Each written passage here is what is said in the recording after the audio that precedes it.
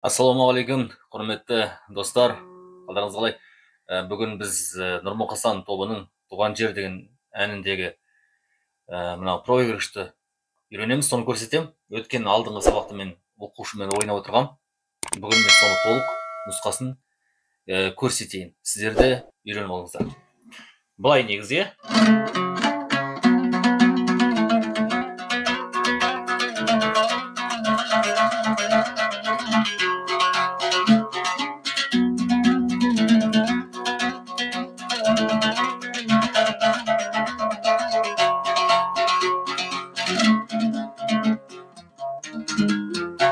деп қарай әні кетеді. Егер сіздерге толық әні бірге керек болатын болса, онда астына комментке жазыңыздар. Әні сонымен қатар әні де керек деп үйреніп. Онда мен келесі сабақта әнін шығаруға тырысамын. Ал ендеше бүгін тек қана осы домбыра партиясын үйренеміз. Кеттік.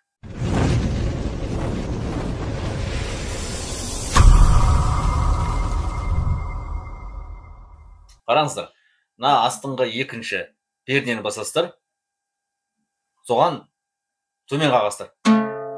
Сосын ашасыздар, ол да төмен. Негізі бірнеше қағаз төмен болатында. Осылай. Кейін астынан 7 төмен. Сосын 6 төмен. Осылай болады. Бұл кезде 4 қағаз төмен, үсті ашық болады. Онда үстін жаппайсыздар. Сосын 4-ті параллельно ұстайсыздар, бірге. Сосын мынандай қағасыздар. Төмен, төмен, жоғары. Осы екі рет жасалады. Төмен, төмен, жоғары, төмен, төмен, жоғары. Кейін дәл параллельно екінші пернені ұстаймыз. Міне осылай. Оған алма кезек. Төмен, жоғары, төмен, жоғары. Қосқанда осылай болады. Кейін қайтадан 4-ке келесіздер. Осы 4-ке келгенде төмен, төмен, жоғарыға қалады. Төмен, төмен, жоғары. Сонымен бізде бірінші қалайша қалады? Приложение емес, сол бірінші приложениесі аяқталады. Сонда бұлай болады. Осылай болады. Бірінші несі аяқталады бізде. Және осы әуен, және үйренген әуеніміз 2 рет қайталанады. Тағы да істейсіздер. Осылай болады. Енді осы жерге дейін, мынадан бастап бекідеге, міне қараңыздар. Төмен, төмен, сосын тағы да. Одан кейін соңғысы та-та-та-та-та-та деген жетті. Бұл екінші пернені ұстайсыздар. Төмен, төмен, сосын 4 жоғары, 2 төмен, сосын 1 жоғары. Осылай болады. Осы 4 рет ойналады.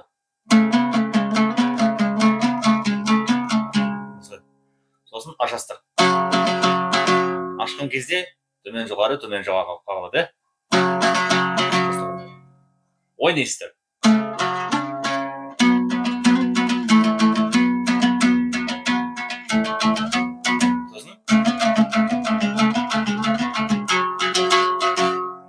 Осыны толық ойнағаннан кейін тағы да 2 рет қайталайсыздар. Өйткені негізі оригинал әуенінде солай 2 рет қайталанады.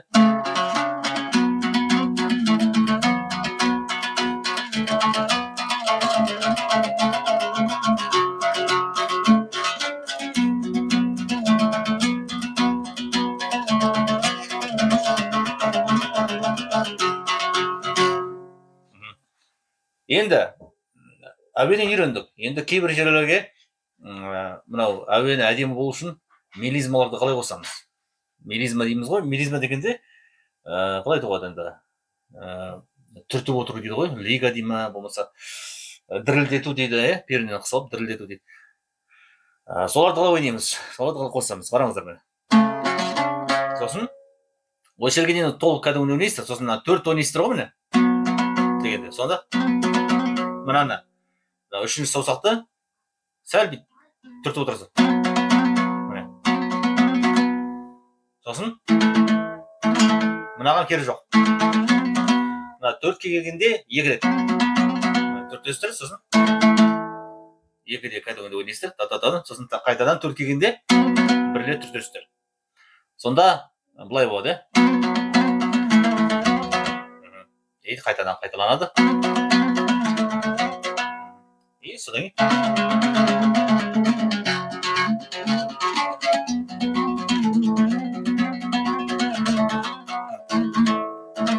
мынаған да қолдансақ болады негізі. Мына екінші пернеге келгенде параллельно бұған да қолдансаңыздар болады. Бұған жаңағындай ойнаған кезде, екінші пернені ойнаған кезде бұған үшінші пернені қалай болса түртіп отырасыздар енді. Үлгерсеңіздер бұған енді одан да тез жылдамдық ойналады. Былай болады. Үлгерсеңіздер қоссаңыздар болады. Қараңыздар.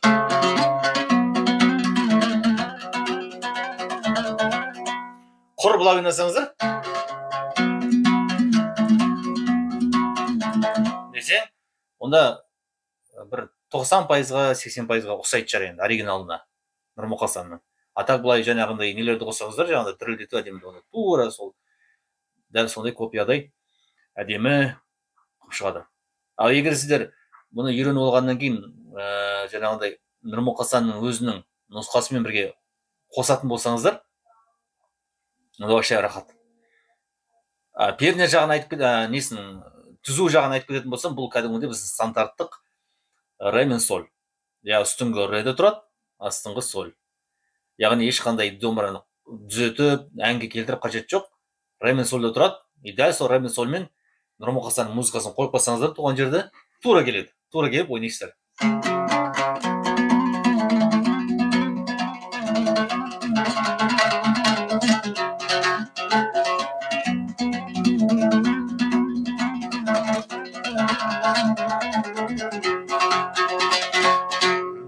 Мына соңында тан-та-да-тан-та-да дегеннен кейін та-та-та-та-тан-та-да.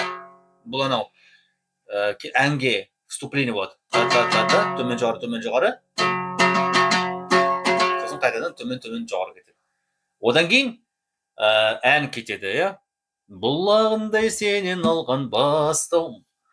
Мұнда менде осы әнге екі вариант тұр. Мысалы, мынандай бар. Бұлағындай сенен алған бастауым, таза болсын жұмыстайын шашаным, домбырамның сазы менен жоқтасқан. Мынандай аккордтық нұсқа тұр. Мен өзім часто тойда ән айтқанда балалармен еткенде осыны қолданатын. Өйткені қолды бүйтіп қайта-қайта мына жаққа жүгірту. Біріншіден өзіңе ыңғайсыз. Әрине ойнауға болады.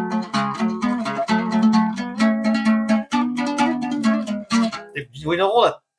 Бірақ неудобно. Атақ мынау аккордтық нұсқамен тұратын болсаңыздар, өздеріңіз рахат, жан жаққа қарап тұрып, жұртпен қосылып, тек қана аккордты басып ойнай бересіздер. Бұл ән айтқан жағдайда аккорд. Атақ жұртқа өздеріңіз айтпай, жұртқа тек қана мен Нұрмұқасанның әнін тарталам деп көрсетсеңіздер, онда аккордтық жарамайды әрине. Онда сіздер көрсететін болсаңыздар, әуенмен көрсетіп көресіздер. Мысалға қайырмасын.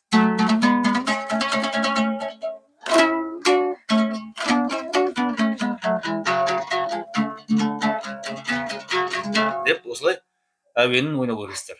Ондай жағдайда көрсететін болсаңыздар. Ал егер орындайтын болсаңыздар, онда аккорд жарай береді. Аккордтық нұсқамен онда оңайырақ деп жүре бересіздер. Осымен бүгінгі сабағымыз аяқталды. Егер сіздерге келесі сабақта осы әннің аккордтық нұсқасы бірге орындаймын десеңіздер болатын болсаңыздар, онда айтыңыздар комментке, мен міндетті түрде келесі әндік нұсқасын шығарамын. Әрине жеңіл түрімен, оңай түрімен. Егер жаңағындай әуендік нұсқа керек болатын болса, кәдімгі нұсқа, оны да жазып кетіңіздер. Оны да мен мүмкін уже аккордтық нұсқадан кейін артынан шығаратын шығармын. Өйткені ол кішкене қиындау, сондықтан да ол артынан қалады. Жақсы, аманшылықта жүрейік. Жазып жатқан пікірлеріңізге рахмет. Астында жалпы негізі сіздердің домбыраны үйренем деген мақсаттарыңыз үшін ғана бұл сабақтар. Атақ маған ешқандай бір тиын пайдасы жоқ, мысалы каналымнан. Тек қана осы өзіміздің көрерменіміз домбыра үйренсе екен деген бір ниет. Сосын астында данышпандарға айтарым, данышпандар өтіп кетіңіздер, иә. Егер ұнамайтын болса, жаңағындай коммент жазып қажет жоқ. Жақсы, аманшылықпен. Ассалаумағалейкум.